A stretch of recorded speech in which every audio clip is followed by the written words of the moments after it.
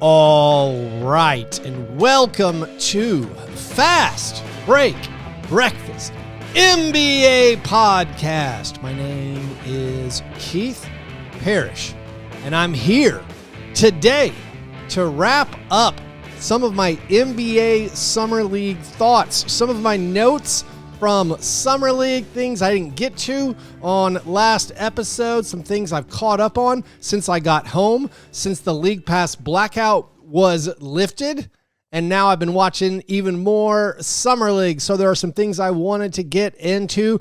Dave DeFore not here on today's show. He is on his European vacation, so some stuff to hit for an episode this week. Before we get to the Summer League news, the biggest news, I think, in the last few days is the acquisition by several teams of veteran guards, headlined by the heartwarming story of Damian Lillard going back to the Trailblazers. After getting waived and stretched by the Bucks, the Trailblazers jumped on this opportunity to add perhaps the greatest player in their franchise's history.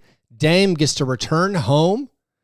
Again, heartwarming is the adjective as he talks about how his kids were excited. He gets to live at home and doesn't have to fly to Milwaukee anymore. So he gets to rehab at home this entire season. And then next season, the Blazers have possibly an unbelievable value contract as they get Damian Lillard for the mid-level exception. It's a 3-year deal, so Damian Lillard double dips, essentially, gets his money from the Bucks, gets this new contract from the Trailblazers. He gets to be around the team, gets to rehab in the Blazers facilities, and then as this up-and-coming team goes into the next couple years, perhaps they have the ideal veteran leader. If Damian Lillard can't return to form, it isn't that big of a deal. It seems like totally worth giving him this contract just as a veteran leader, but also perhaps as an all-star.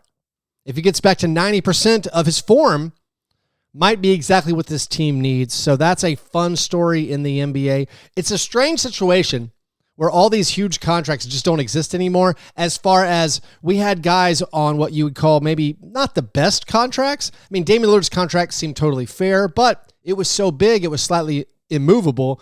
But now he was an unrestricted free agent, gets to join up with the Trailblazers. Similarly, we had the Bradley Beal contract, of course. That got waived and stretched. Bradley Beal joined the Clippers. The Ayton contract with the Trailblazers bought Ayton out, so that huge matching contract, it disappeared. Also, there was Marcus Smart. So Marcus Smart, big news recently, he joins the Los Angeles Lakers. Between Lillard, Beal, and Smart, that's like $130 million in contracts, where now the new teams get him for these values. Say what you will about Bradley Beal, having him at about $5 million a year, that's great. Marcus Smart, of course, has missed a ton of games over the past 2 seasons / past 5 seasons, but at $5.5 million a year, that's basically the best use of those resources. The Lakers, I think, did a great job this offseason. They moved on from Dorian Finney-Smith, but they turned him, Dorian Finney-Smith, and his roughly $15 million salary into 3 other guys who should play big rotation minutes. It gives them more depth. They turned the DFS money into DeAndre Ayton, Marcus Smart, and also Jake LaRavia, who they signed as a free agent. The acquisition cost for those guys, absolutely nothing. It seems like a great bit of business for the Lakers in their specific circumstance. I mean, yes, Marcus Smart, not on the plus side of his career, but I think he's still better than most NBA players. He's an average, at worst, I would say, NBA player. And to get him for this contract, a guy who can play in the postseason, can stay in your rotation, if healthy, of course, massive caveat. That's a great win for the Lakers, in my opinion. Also, we got the Chris Paul reunion. The Clippers get older and older. Not only did they get Bradley Beal, not only did they sign Brook Lopez, but now Chris Paul, much like Damian Lillard going back to the Trailblazers, Chris Paul going back to the Clippers, Bradley Beal's going to let him have the number 3 jersey. So CP3 is back for the Los Angeles Clippers, an absolutely ancient basketball team. But you figure they have enough of these old guys that hopefully most of them will be healthy for the year. The youngest guy on the team, is it John Collins? I don't know. He's 27. Surprisingly young. But those are the national kind of big NBA stories, the most interesting things going on for, I'd say, most people. For me, it's still Summer League. It's the wrap-up of Summer League. And I am now going to run through just a bunch of Summer League stats and observations that I have. And I'll say, as I go through my notes, these are not ordered in importance. Perhaps I should have ordered them. But no, I'm just going to read off some observations about a bunch of these players. I'm going to go through the Summer League MVP, first teams and second teams. But let's start with Cole Swider. That's right. Unrestricted free agent, Los Angeles Lakers Summer League player, Cole Swider. Cole Swider has played so many Summer League games in his career. He made 18 three-pointers in this year's Vegas Summer League. It was tied for the most with David Jones-Garcia. But according to Real GM, Cole Swider has made 71 career three-pointers in Vegas Summer League, which is by far the most. It's the most by a mile. The next most is 48. I could give you 100 guesses. I don't think you'd get the player. By Kobe Carl. Now, I don't know the exact accuracy of the Real GM stats database. I think it's mostly right. You will find guys listed in there twice, and usually that means it was another Summer League that didn't get counted. And so in those situations, I go with the bigger number. So maybe there are some errors here, but it appears Cole Swider has made 23 more three-pointers in Summer League, 23 more than anybody else ever. I don't know if that will ever get touched. You have to play so many Summer League games. I mean, he's played 21 Summer League games, 71 three-pointers made, well over 3 three-pointers made per game. So why did I start here? I don't know. Cole Swider, a very fringe NBA player, barely an NBA player. I think he's 26. Does he get back in the league this year? I don't know. But he is a Summer League shooting legend. So kudos to you, Cole Swider, with your 71 career Summer League three-pointers. Speaking of other Summer League records, let's acknowledge Alex Sarr for setting a Summer League record with 8 blocks in a game. He erased Jaren Jackson Jr. and several others with their previous record of 7 blocks in a game. Alex Sarr played 2 games. He got 3 blocks in the other game, so he finished with a Summer League average of 5.5 blocks per game. Real GM says this is the best single-season Summer League average. I don't love it that it's just 2 games. I don't know what the minimum cutoff should be for the Real GM all-time Summer League stats. I also recognize caring about Summer League historical leaders is a sign of illness. But his teammate, here's a rookie to talk about. Second-round draft pick Jameer Watkins tied a Summer League records with 8 steals in a game. Donovan Mitchell also had 8 steals in a Summer League game. That was a game I attended where he stole the ball basically always from Wade Baldwin IV. The other guys to have 8 steals in a Summer League game, Cam Whitmore and Justin Dentman, they share the record. But Jameer Watkins, 8 steals in a game. He recorded in 5 games what appears to me to be a Summer League record, 21 steals.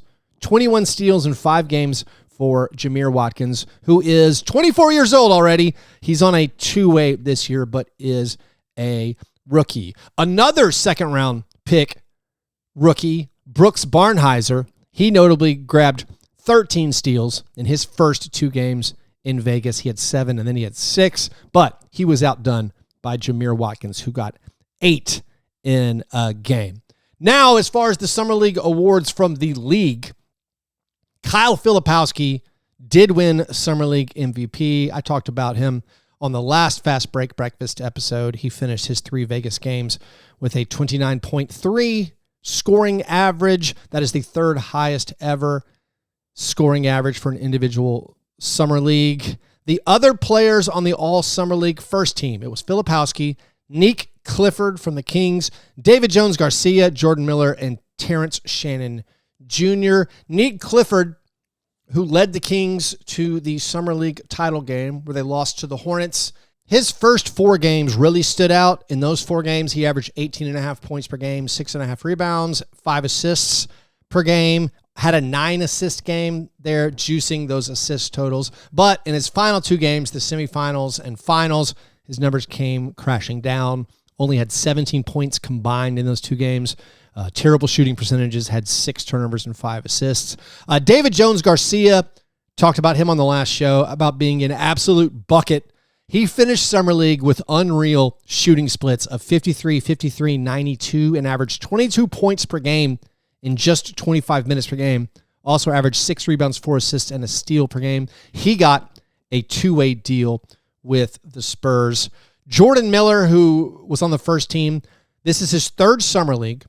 Last year in 5 Summer League games in Vegas, he averaged 25 points per game. This year, averaged 22 points per game. So an absolute elite Summer League stud. He's also a free agent right now, so he's looking for a spot in the league. Terrence Shannon Jr., he played for the Timberwolves, of course. Timberwolves won all 3 games that he played in. He averaged 20 points, or he scored at least 20 points in all 3 of those games, averaged 23, 6 boards, 5 assists. He was 18 out of 19 from the line. 39% on 3-pointers. The second team for All Summer League, Ron Holland, as discussed last episode. He was really good. Absolutely impressive. Isaac Jones for the Summer Kings. He had a 36 or 7-point game in the semifinals, scored 24 in the title game. A fun prospect, which I feel embarrassingly ignorant of. He played 31 games for Sacramento last year, and he got his deal guaranteed at the end of the season, so he is on a minimum for this upcoming season. Isaac Jones had a big summer league. Con Knippel was on the second team. Honestly, I'm surprised he was not on the first team. He led the Hornets to an undefeated summer league championship run. His numbers, his stats weren't exactly eye-popping, so that's why, I don't know, someone like Nick Clifford got in over him, but he was really good. After a bumpy debut, he was very steady. He finished averaging 16 points, 5 rebounds, and 4 assists per game, shot 34% on threes. Knippel was good. Also, A.J. Mitchell, he only played 3 games. The Thunder won them all. He scored 20 points per game at Summer League. Like any player who returns, any second-year player, you hope they stand out, and he did. He was clearly a level up from the competition. The final member of the second team was KJ Simpson, getting a little recognition for the Hornets title run. He averaged 16 points per game, 6 assists per game. Not good shooting numbers, but apparently gets credit for all the winning. And so those 10 guys make your all Summer League team. Of course, who are the snubs? All right, I'm not going to get too deep in the weeds on this one, but I think there are some guys maybe have a good argument, like maybe of making it over KJ Simpson, even over Nick Clifford. Drew Timme. Now, he gets punished for the Nets losing. But Drew Timme, he played 3 games, lost them all, but absolutely massive numbers. 25 points per game, 8 rebounds per game, 3 assists per game. Javon Freeman-Liberty averaged 21 points, 6 boards, 3.5 assists, and 1.4 steals in his 5 games. Seems like he could get some recognition. Chris Livingston for the Bucks. He played very, very well. He actually picked up a contract with the Bucks. He was released, but then re-signed. This was his 3rd summer league. It gives him a leg up, of course. He's appeared in 42 regular season games for the Bucks in his career, but he's still only 21. So him averaging 21 points per game in summer league, coming off a G League season where he averaged 18 points, 8 rebounds per game. I think it's impressive. As a 21-year-old, that makes him younger than 20 players drafted in the 2nd round of this year's draft. So significantly younger. So a good summer league for Chris Livingston. Cody Williams of the Jazz, he had a very good summer league. Arguably, he could have been a member of the All-Summer League team. He, of course, had an atrocious rookie campaign, but 20 points per game in his 5 Vegas games. And then I would say maybe the other guy who maybe had a strong argument to make an All-Summer League team is Naquan Tomlin for the Cavaliers. He played in 5 games in Vegas, averaged 20 points per game, 8 rebounds per game, 3 assists, and 2.2 steals per game. He's a 24-year-old on a two-way contract. He appeared in 5 regular season games last year for the Cavs. He also averaged those numbers in the G League last year, so maybe I need to find out more about Naquan Tomlin. Seems like a good player. All right, now let's just hit a bunch of random names to kind of wrap up this Summer League summary. Dalton Connect. I made a slight joke last episode about his struggles, and I'll just give you the specifics. He played a total of 6 Summer League games. He had one 25-point performance in the California Classic. His other 5 Summer League games were very poor. He failed to make threes. He failed to score. Possibly he's going through a crisis of confidence, but sub 30% shooting for Dalton Connect and not scoring. A more positive story, Deron Holmes for the Nuggets. After tearing his Achilles at Summer League last year, he had a bunch of really positive moments. His final 2 games in Vegas, he had back-to-back double-doubles, including a 19-point, 17-rebound, 5 assists game.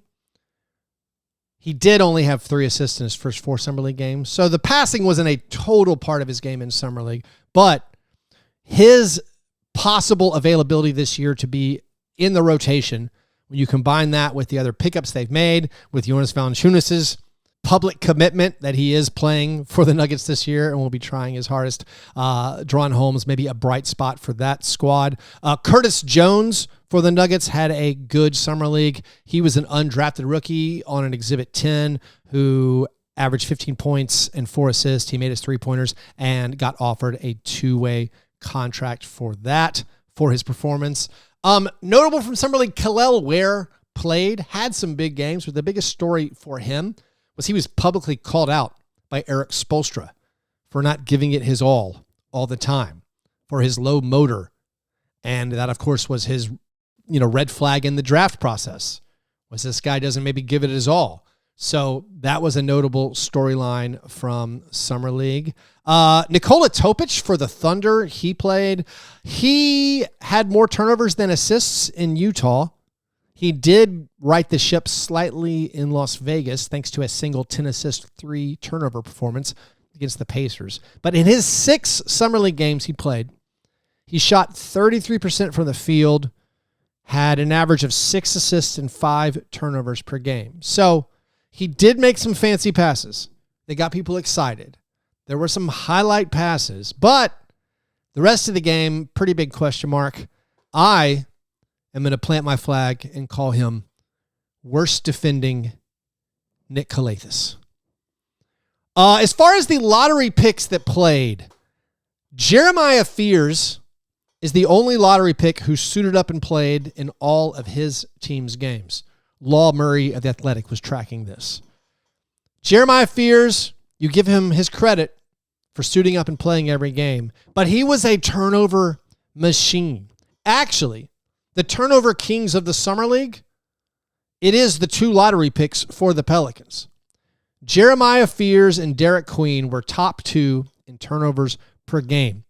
Derek Queen, who unfortunately hurt his wrist and is out for several months, Derek Queen somehow averaged 5.7 turnovers per game, which led all of Summer League. And second place was his teammate, Jeremiah Fears, who averaged 5 turnovers per game. As far as the other lottery picks, I went over most of them on last week's episode with Dave. Of course, Cooper Flagg, very impressive. Dylan Harper, I thought was okay, but he was hampered by, I think, a groin injury. VJ Edgecombe only played that one game. I've already talked about Knipple. Ace Bailey didn't play in Vegas. Trey Johnson, I don't think I mentioned enough. I went back and watched both of his games with the League Pass embargo being lifted. Trey Johnson made his shots, had a bunch of highlight plays, so he averaged 19.5 points per game in Summer League. Fears did, again, turn the ball over a ton, but 17 points per game. Igor Denham, still not really sure. He at least made his 3-pointers. He's tall, but I don't know about that. Like I said last episode, Colin Murray-Boyles was fun to watch. Raptors were very, very good. Malawach didn't do anything. Cedric Howard, of course, didn't play. Noah Asenge, despite getting dunked on really hard, was very promising in the one game I attended and watched closely. And then Carter Bryant, as we talked about. He did bounce back. He won the International Stackhouse of Pancakes Award for terrible shooting. But then in his final Summer League game, he made 4 out of 6 3-pointers. So when you pair that with his awesome defense, a very promising young player. Other Summer League snipers I would like to acknowledge, of course, Cole Swider on volume. David Jones-Garcia, the absolute bucket, made a great percentage of his threes, 53%. And then the other, maybe 2 top shooters in Summer League, Boogie Ellis of the Suns and Chris Youngblood of the Thunder. And finally, the opposite of the snipers, the worst shooters. Let's wrap up with the worst shooters of Summer League. I already acknowledged last episode Isaiah Mobley going 2 for 20 at Summer League. He didn't play again. Shout out Clippers player John Poulikitis going 3 for 23 at Vegas Summer League, mainly on 3-pointers. That's a smooth 13%. Jalen Slauson was 1 for 11 at Vegas Summer League. Jaden Shackelford was 10 for 39. So was Hunter Salas of the 76ers. Celtics rookies Max Shoga. Shoga was 7 for 29. His teammate Hugo Gonzalez was 13 for 43. Let's see. Chase Hunter and Jax Robinson had natural 4 for 20s, but were outdone by Darius Brown of the Cavaliers and Jawan Gordon of the Lakers. Both those guys shot 4 for 23 in Vegas Summer League. And our high volume guy, Baylor Shireman. Congrats. He took 62 field goal attempts in Vegas Summer League, only made 27% of them. That's Dalton Connect-esque. And then Eves Missy was somehow 9 for 31 on 2-pointers. Did not take a 3-pointer. I do not know how exactly he pulled that off. And with that, let's call it a wrap on Summer League. Now we head into the deep off season. Dave, of course, continues his European vacation. I'll get some guests in here in the upcoming weeks on Fast Break Breakfast. But anyways, thanks everybody for listening. You're the best. And remember, breakfast is the most important thing.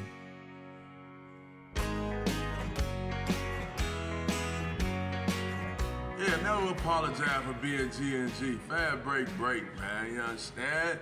I will remember you.